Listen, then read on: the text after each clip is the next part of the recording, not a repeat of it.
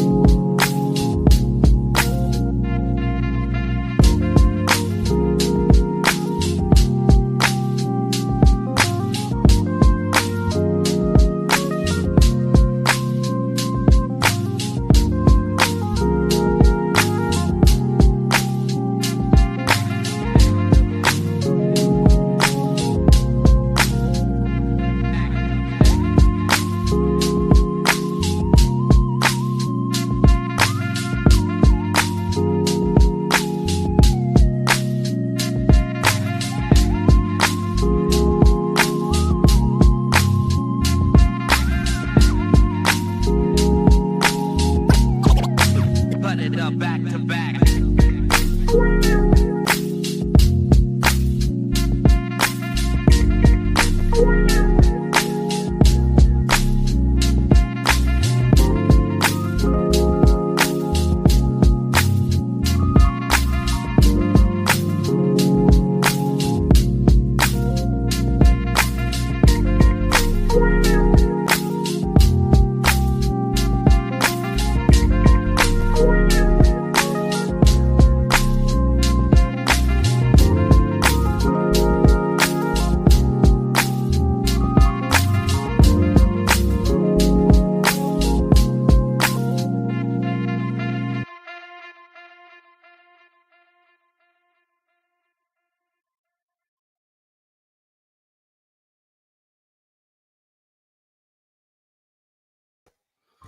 All right, what's going on, guys? Another day in paradise. I wanted to cover the article that I wrote and that I uploaded to my Substack on the first of the month. I know we're like what, June 18th now, and I published this article, made it public on the first, as I do every month. So check out my Substack. But I'm getting to it right now, uh, reading it for you guys live. Just got back from vacation. Took 15 days. 15-day vacation, 3 different countries.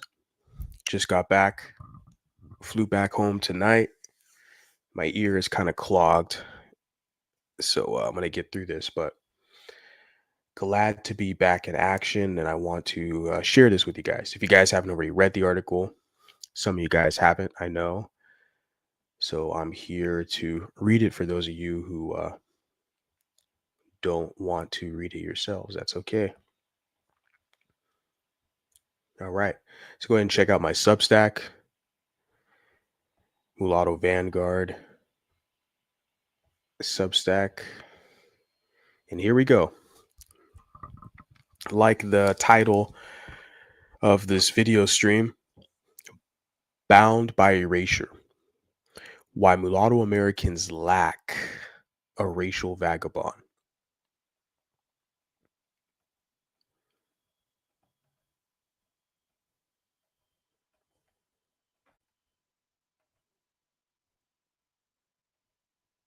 Okay.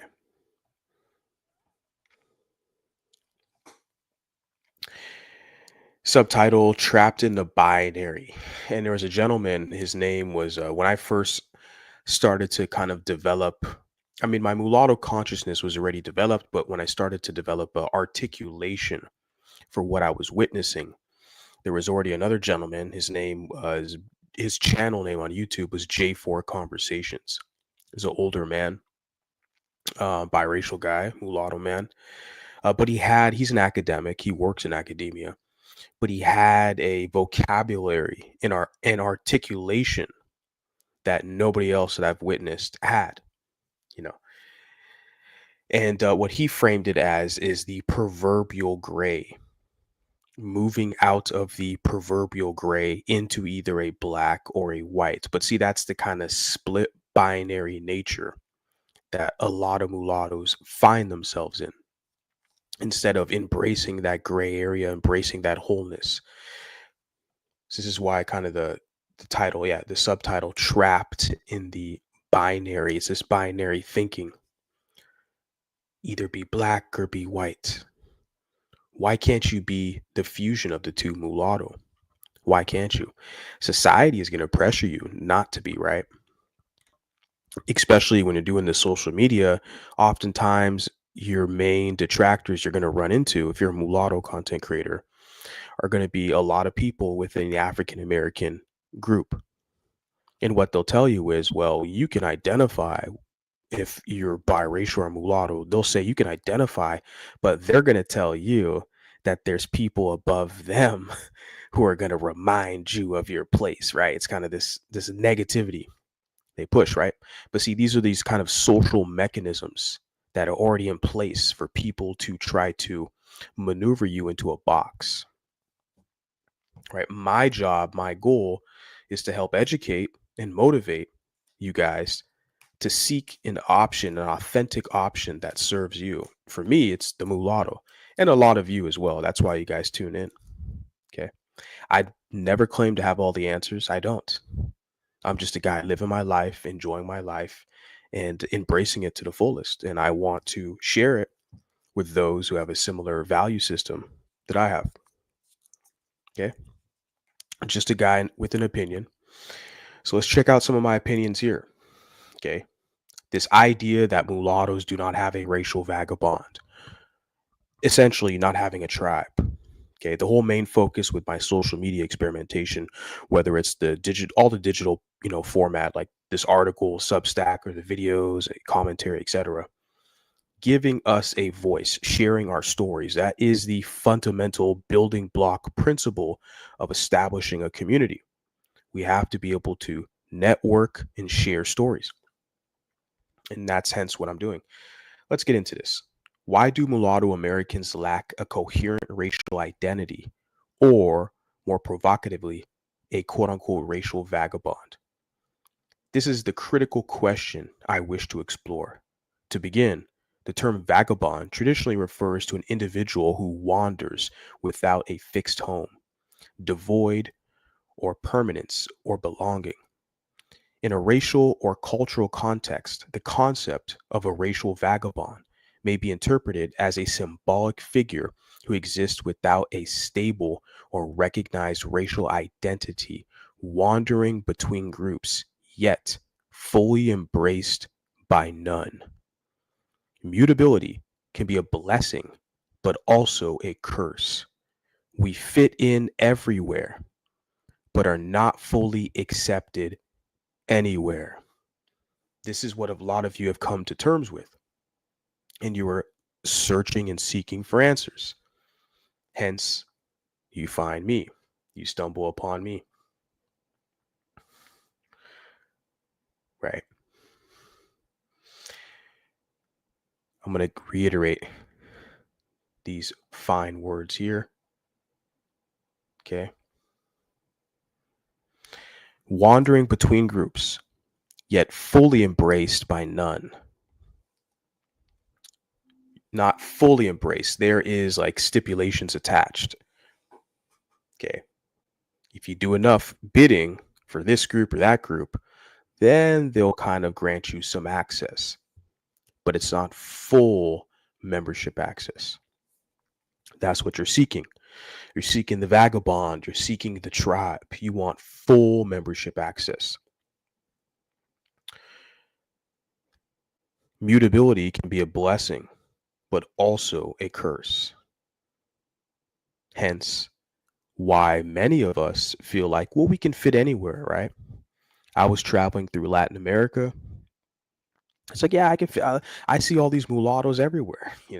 We can fit in we can fit in very easily. I look like one of the locals, the native people here. Just got to practice my Spanish, right? But I'm speaking here in the American context because I'm back in America. So I'm speaking here. When I wrote this, obviously, I was in America as well. So I was speaking from back home in this context. But yeah, we fit in everywhere. We can go anywhere we can fit in. We understand the lingo, nomenclature, etc. But we're not fully accepted. It's a blessing and a curse, essentially. This immutability.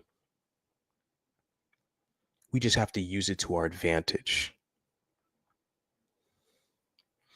This phenomenon, however, appears inverted in the case of Mulatto Americans. Unlike what one might expect, Mulatto Americans are not racial vagabonds in the literal sense. They are not drifting without affiliation. Rather, they are permanently absorbed, often uncritically, into African American identity and political narratives, despite having distinct phenotypic features, cultural histories that's co-opted from us, and dual heritage. Oftentimes you see with like quote unquote Black history or African American history, whenever they celebrate a Black icon or something, a celebrity, etc., a historical figure, you go on their websites, you go on their publishing, their articles, all this stuff. They'll say this is Black, Black. They'll highlight capital letters Black, but then in the fine print, within the details, they'll be like dual heritage or mixed race background. We're like, well, wait a second. Is this a Black person or is this a mulatto? Is this a mixed person? They talk about Bob Marley or Barack Obama. They paint him as Black, but they conveniently like leave out, or they very seldomly express the fact that the man has a white mom. He was birthed by a white woman. Okay. Black men are not birthed by white women. This is just science. You could talk about identity and culture, and that's okay. You have males who identify as female and vice versa. You have human beings that identify as like animals or cats. I don't know what they call that, but so the identity component, that okay, that's fine. But scientifically, biologically, okay, a Black male does not have a white mother. A mulatto male can have a white mother and also a Black mother or a mulatto mother. Okay.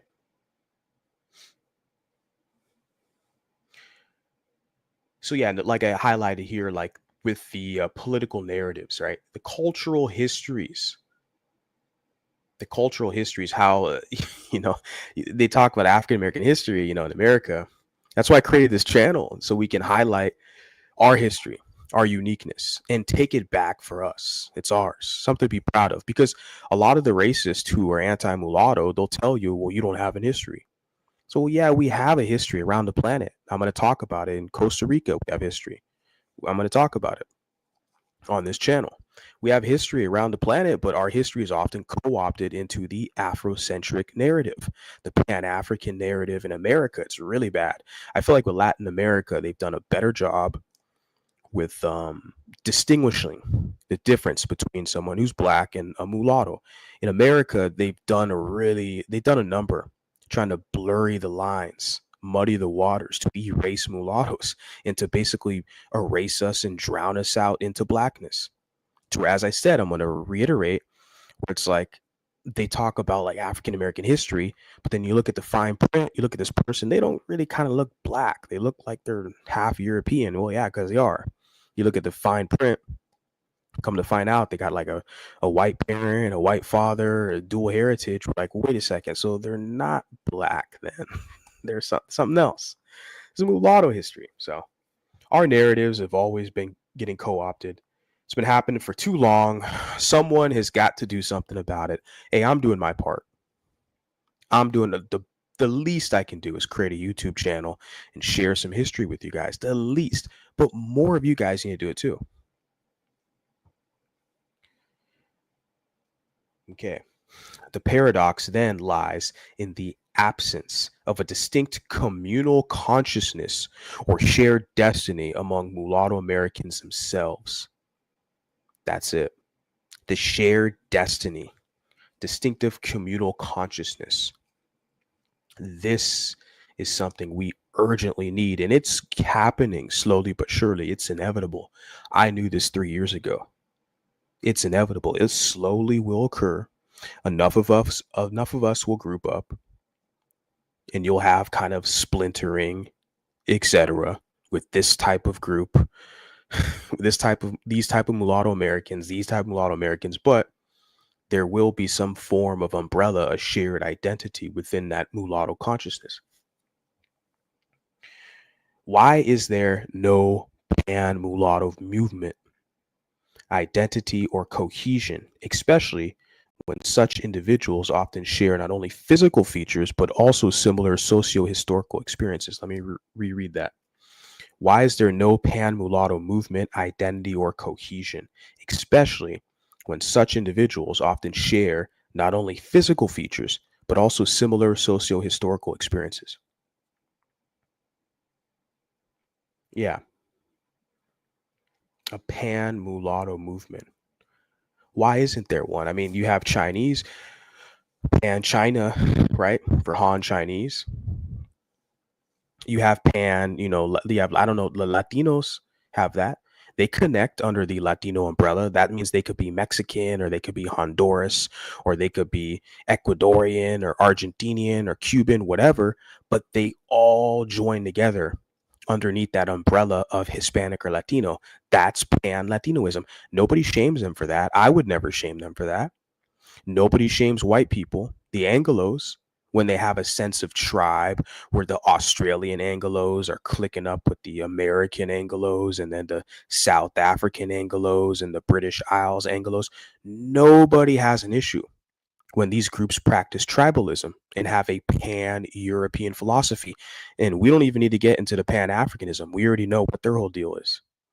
See, nobody shames them. But when a mulatto does it, when a mulatto is trying to emphasize, hey, we need to build bridges, connect with people, all of a sudden, the racist anti-mulattoes are going to come out the woodwork saying, hey, you're not trying to work it out with the American mulatto people. You're going to talk to mulattoes from other countries. Yeah, because I'm that guy. I have that access. My goal is to get you guys to do what everybody else does. Everybody else has a sense of pride. Everybody else is able to build their numbers up around the planet, for better networking opportunities and easier access to resources. Everyone else does it. Every racial and ethnic group does it. Do you think when it comes to Islam, they care that this Islamic person is from Iran, or this person's from Saudi Arabia, or this is a Muslim person in the United States? They all come together underneath the umbrella of Islam. But with you, the mulattoes, see, they want to splinter you off in a way to where they want to make it to where you cannot have a power source and build upon that. And so again, the question, why is there no pan mulatto movement? You have pan white, pan European, pan African, pan, you have all these other pan groups coordinating. But for the mulattoes, why not? Significantly, there's a language barrier. That's what I've observed, and that's what I'm doing my best to try to nullify that. But there's a language barrier. Most mulattoes on the planet speak Spanish. And hence the word mulatto is a Spanish word. Okay. For someone like me with my resources, my abilities, and what I have going on in front of me, it's in my best interest to connect with that Spanish speaking world with your guys' help as well. Okay, continuing on. In the United States, a nation historically and socially structured around a binary racial paradigm of black and white, those of mixed heritage, particularly African European ancestry, have long been subject to forced identification under one dominant racial category, black, right? They've maneuvered you and forced you, and they've done that with other groups like Creoles, right? There's a history there. They can tell their story. I'm not going to tell it for them, but that's a lot of that has been going on with them as well, being forced into a black label. This binary framework leaves little room for nuance or hybridity, and mulatto Americans have been effectively denied the opportunity to self define outside of these imposed boundaries. And, shout out to Beatrice Buena, because what she's eloquently expressed it as is this kind of remnants of imperialism. And that's essentially what it is with this Anglo imperialism of maneuvering and kowtowing and basically forcing the mulatto demographic into a black identity. And even today, they're still trying to do it now, but they know they cannot keep going with this. They know it's not working. There's too much information out here with the internet. And I'm basically a part of the alternative media. I'm a small time media personality, if you want to say that, social media presence, where it's like I'm just doing my part to spread the information to kind of wake people up the best I can. Just share this, share that. Listen to what this person says. Listen to what they say. Right? Mulatto is a thing. We're a growing class, growing group of people. We have a history. Check this out. Check this out. I'm just sharing information. So they know they can't trick everybody before. See, before the internet, before we had to rely on them and their literature. And that's the black and white, both groups, because they work together. Okay, as far as trying to maintain the mulatto class, they come together to create us, and they also come together to neutralize us. Okay, so it's just a reality of the situation. And so we've always relied on their voices and their research and their articles and for everything. Okay. But now we're in a position where we can create our own narratives. Okay. We can tell our own history for us to serve us. We're controlling the narrative now. It's us now. So yeah, these mulatto Americans have been effectively denied the opportunity to self-define outside of these imposed boundaries, right? Historically, denied the opportunity to self-define, but we can do it now. We define who we are right now. So as I said, these like the remnants of that imperialism is fading away because they're losing their sense, their grip, their power. That's why there's so much fear that they have now. You see with them, trying to shame white women from being with black males, right? But why don't Asian men shame, I mean, I don't say, you don't see Asian men doing the same thing. You don't even see black males doing the same thing, trying to shame black women from being with white guys. But there's a heavy fixation you see with white guys trying to shame white women from being with black males. Why is that? It's because they're afraid of mulattoes. They fear mulattoes. They know that the mulatto, especially if their father's not white, they're not going to be a subordinate to white male hegemony. They're not. They're going to challenge and compete with them for power, and that's what they fear ultimately. Another competitive group they have to compete with. This is why they're so adamantly against race mixing. I'm talking about the extreme ones. I'm not blanketly saying all or generalizing. I'm saying that what you see all over social media with a lot of the radicals and nationalists, they're so against race mixing, which they're not. They're just only against mulattoes. That's it. A race mix is a code word for the Anglo. That's a code word for mulatto, right?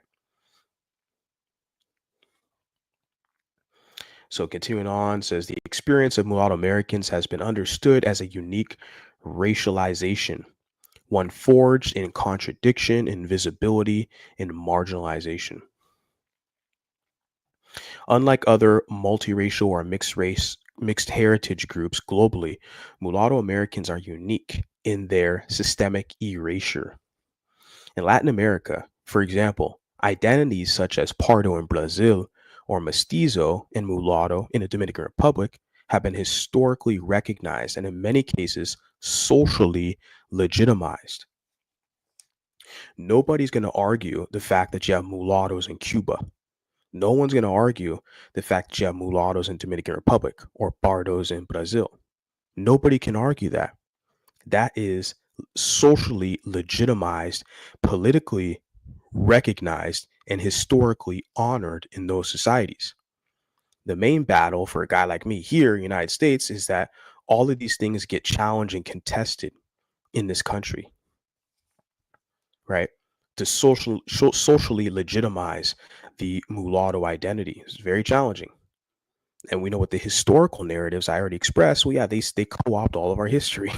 First, they tell you you don't have a history, and then you explain to them, "Oh, this is the history." You're like, well, that person identified as black back in the day.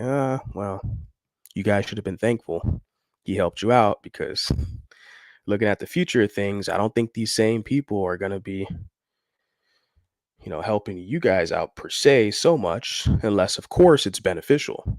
Maybe back then it was beneficial for them, for like a Frederick Douglass or W.E. Du Bois, right? If they could lead their organizations. But nowadays, you see what they're doing to Drake. Uh, I don't think these people are going to be so nice and helping out for free. Okay. So, yeah, because our history gets co opted, but with the efforts of people like me, we're going to make sure that's going to change. These identities are woven into the national fabrics and collective imaginations of their respective societies. In contrast, the United States has a documented history of obliterating the mulatto identity, particularly through mechanisms such as the one drop rule and the Racial Integrity Act of 1924, promoted by Walter Pleckard and the Anglo Saxon Clubs of America. The removal of the mulatto classification from the United States Census in 1930 marked a pivotal moment in institutionalized erasure, leaving mulatto Americans without an officially recognized identity. And here we are today, 100 years later, having to basically clean all this up and provide clarification. This erasure persists into the 21st century through subtler but equally potent means. Cultural production, particularly in media and entertainment, continues to reinforce the binary paradigm, often by portraying historical or contemporary mulatto figures as monoracial black individuals. Yeah, like Halle Berry or Barack Obama, right? Lenny Kravitz, Alicia Keys, you look at Alicia Keys, a quintessential mulatto. Eddie, she's black. She's black. Okay. Yeah. Yeah. And I see her walking around with her white mama. It's like, oh, that's your mom. You came out of her womb. Oh, really? You're a black woman? Okay. Yeah. I guess so. Let me go back. Yeah, for instance, in films such as South Side with You, President Barack Obama. I never even seen the movie. It was actually one of you guys. I think it was DC or one of you gals, one of you mulattoes put me on game who told me about that movie. So I use that for reference now. I still haven't seen that movie. I probably won't watch it. I don't really care to watch it. But yeah, it's a movie about Barack Obama. It's called South Side with You. So it's a biopic or whatever they call it. It's they got a black guy, dark skinned black guy playing Barack Obama, but that's the type of shit they do. Pardon my French, right? They did that with the movie Chevalier, which I put in this article as well. Like, it's so insane how they blackwash mulatto history right in front of your face. And this is disgusting. I mean, and who's really challenging this stuff? But if it's reversed, if it's the other way around, see, they have numbers in this society, so they will whine and cry for the next 500 years. If you have a white lady or almost white lady play the role of Nina Simone, they will whine and cry colorism all day. Okay. If they do a documentary for Lauryn Hill and they got like a mulatta or lights, even if she's like light skinned African American, man, they are going to whine and cry till the cows come home, right? Because they have voices, they have social media, then they jump online and they talk their ish. But as I find, a lot of these mulattoes are too pussy and scared. So I got to be the villain out here. And yeah, yeah, President Barack Obama, Southside with you. A man of mixed heritage and a mulatto American is depicted solely through the lens of Black identity, and the actor who played the role portraying former President Barack Obama was a dark skinned Black man, right? Similarly, as I stated, Chevalier cast they casted a monoracial Black actor as Joseph Boulanger, a historical figure of mixed African and French ancestry, as mulatto, right? That's another film I haven't seen yet. All I need to do is see the trailer. I saw the trailer and I'm like, what the F? This is a mulatto man, but they're casting a charcoal black guy to play a mulatto. I don't want to watch a film like that. You know, I don't. I'm not interested. I'm going to talk about it though. The casting, how they do this erasure. I'm going to talk about it, but it's pretty gross. It's pretty gross. Representational simplification not only obscures the reality of dual heritage, but also actively contributes to what may be called mulatto erasure, a phenomenon where the distinct experiences and histories of mulatto individuals are subsumed under a broader Black identity, getting buried underneath Blackness. Very, very real thing. Not too many people talk about this mulatto erasure. I just gave you guys two examples, motion picture, real time. These aren't old movies too. Chevalier came out a couple years ago. Southside with You, the Barack Obama flick, came out, I don't know how long, maybe not even a decade ago. But they're doing this right now, the media machine, blackwashing everything that's mulatto. That's why we need more independent media voices on YouTube, whatever platform. This is a Substack article. You do it on Substack, you do it on Instagram, whatever. Just get this material out here. Let people know you're here. The renaming of landmarks such as Mulatto Mountain being rebranded as Simone Mountain in honor of Nina Simone further illustrates the pattern of symbolic displacement. And shout out to Flowers Telling Stewart, probably the best mulatto researcher I've seen online on the internet. Really dedicated. And she's the one who brought it to my attention, this Mulatto Mountain. She created a petition and she included this in her petition, stating the importance that this falls in line with mulatto erasure, right? It's symbolic. It's symbolic displacement, what they've done with the Mulatto Mountain, changing the name to Simone Mountain, erasing the mulatto identity and supplanting a Black identity. It is symbolic and it's very disgusting, but it's a pattern. They're going to do that with the Hollywood films or the independent films. They're going to do that with their media publications, their magazines and MTV, all this. And then they're going to do it with historical landmarks.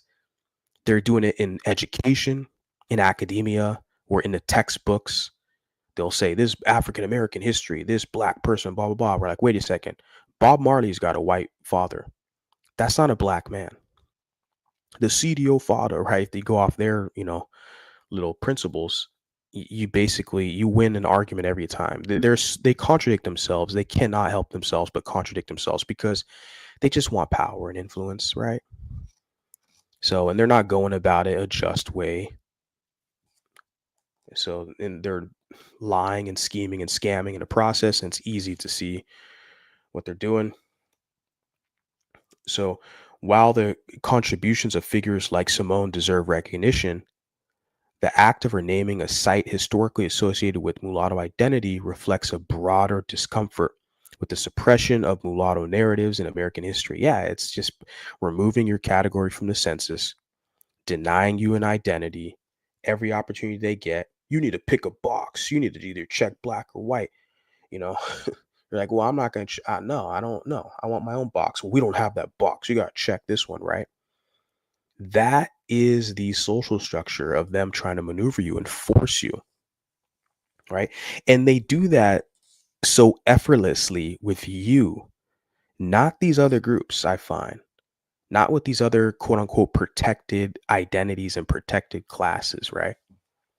So it's time for mulattoes. If these states don't honor and recognize our identity, we're going to have to take it to the federal level and get the federal government to mandate and enforce the laws to protect our mulatto identity, because these states think they can be tricky. But the same states, they'll honor these different genders and LGBT and religions, and they'll honor all this stuff. They'll honor illegal aliens, they'll honor everything. But when it comes to the mulatto, see, all of a sudden they act very, very funny. I'm very insulted by this. That's why I'm like, I'm very heated, insulted by this because they're playing games right in front of our face. They're trying to maneuver you and kowtow you into a subordinate position to be used as a utilitarian class of people in this society without a voice and without a destiny. I'm very insulted by that. You should be too.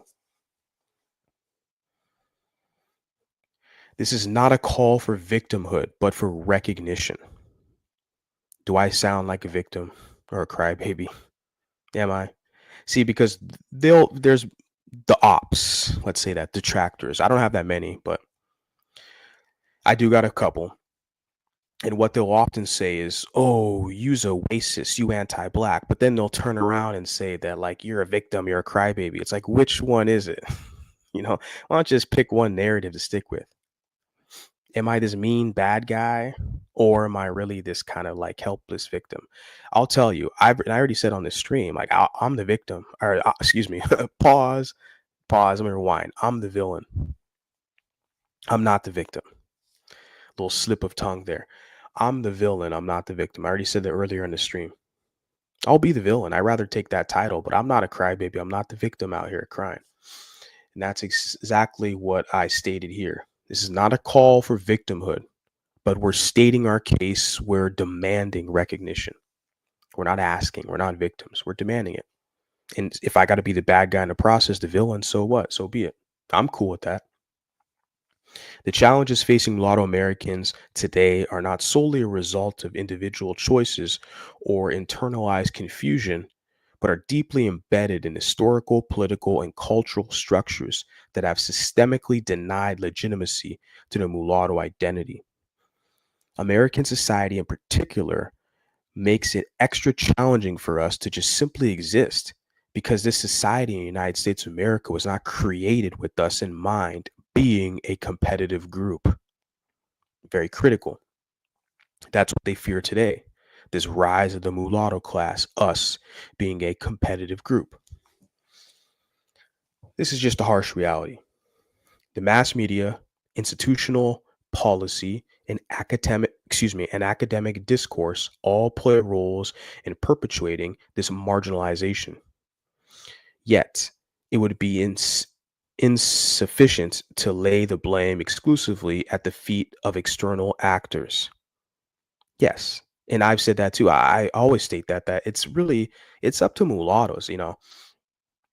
These other people, these other outside forces, people that aren't even a part of our tribe, they can only do so much. Yes, they have more wealth. Yes, they're more organized. Yes, but we're everywhere. We have mulattoes everywhere. We have numbers everywhere. Why aren't we putting that together in a cohesive fashion? Why? Why? It's the shared destiny, the code. This is something that has to be implemented.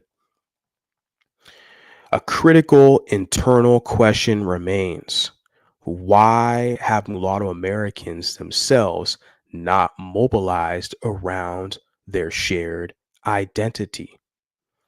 Why is there so little intra-group solidarity? And that's the question I'm asking. I ask myself this every day because I'm looking at these other groups, like, yeah, they can only do so much. They can call you a bad word or something, or maybe deny you a job.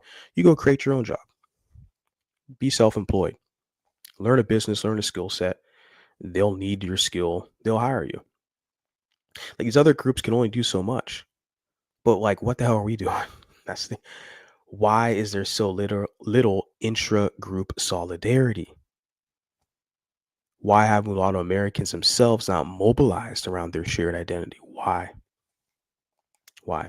A lot are just very comfortable serving the black plight. They see a destiny in that. And that's good for them if they found their home. I'm happy for them. My request, very stern request, is don't try to drag me into that because I am not a part of that shared destiny you have with them. So, continuing on, is the root of the problem internalized racial categorization shaped by generations of legal and social conditioning? Or is it the overwhelming power of cultural institutions like Hollywood, academia, and government that has rendered mulatto identity unviable and even those who embody it? Regardless of where the greater burden lies, it is clear that this issue is longstanding and systemic. For nearly a century, mulatto Americans have lived under a form of cultural amnesia, disconnected from both their historical presence and future potential. Damn, that is so solid. I got to read that again. Mulatto Americans have lived under a form of cultural amnesia, disconnected from both their historical presence and future potential. And this is the whole key with the Mulatto History Channel, is to draw inspiration from the past.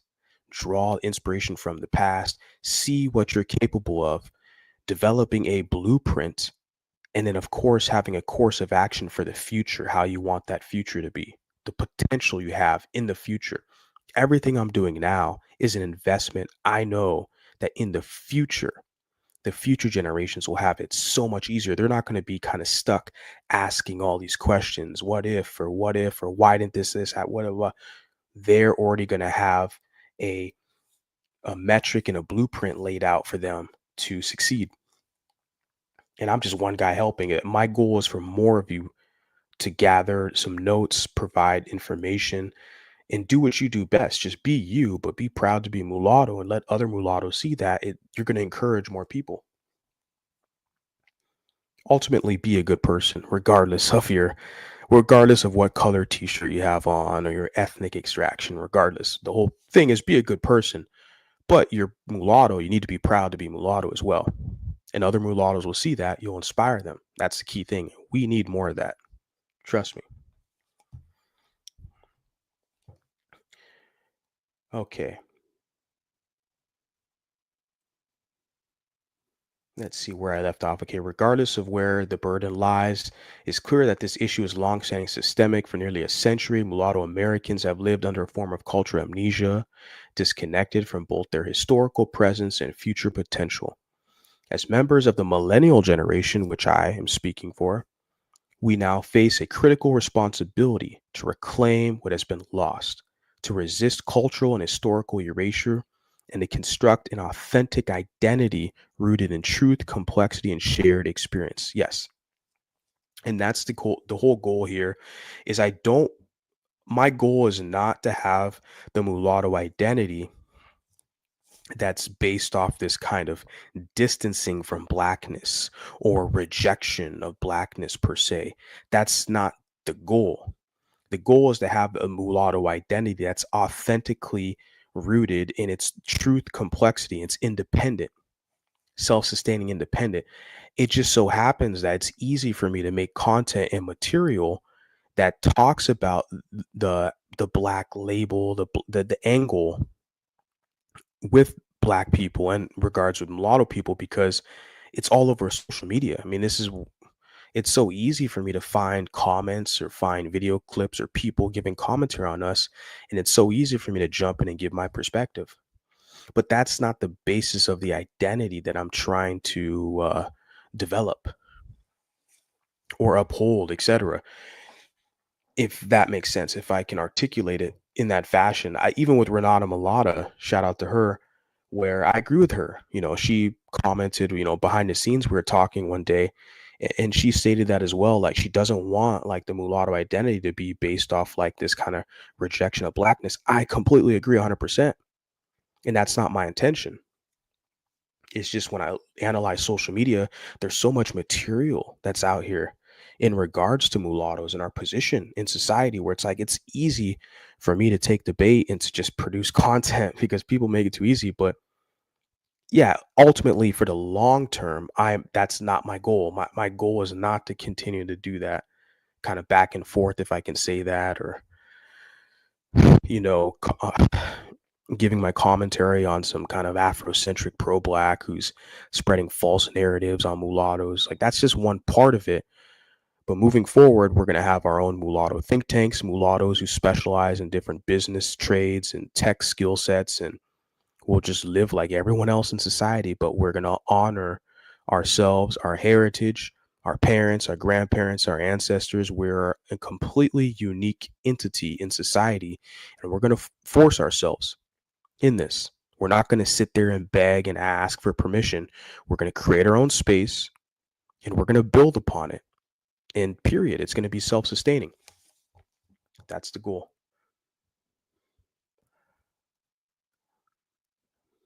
Only by acknowledging the unique positionality of mulatto Americans, neither wholly black nor wholly white, but distinctively both, can we begin the process of healing and reclamation. The future of racial identity in America must include space for the mixed, the hybrid, and the in-between. Okay. I think it's a well done AI image here. Of course, they're in a courthouse, of course, but it exemplifies everything: the mixed, the hybrid, the in between. Because they'll have space for this guy here, kind of Anglo phenotype, Bantu phenotype, right? Mulatto phenotype. Although people will argue, other mulattoes argue, there's other phenotypes that resemble mulatto. I get it. I understand that.